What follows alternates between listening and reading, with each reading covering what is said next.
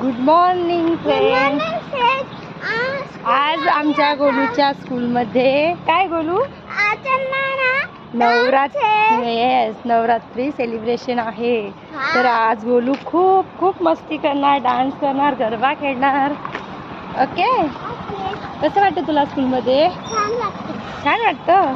अरे वा, तुझे फ्रेंड पण आले स्कूलमध्ये? हो. आज तर गोलूची मजाच मजा. आज गोलू लवकर येणार घरी. ओके. 4ला नाही बाबा, आपल्याला 12ला यायचं. 12.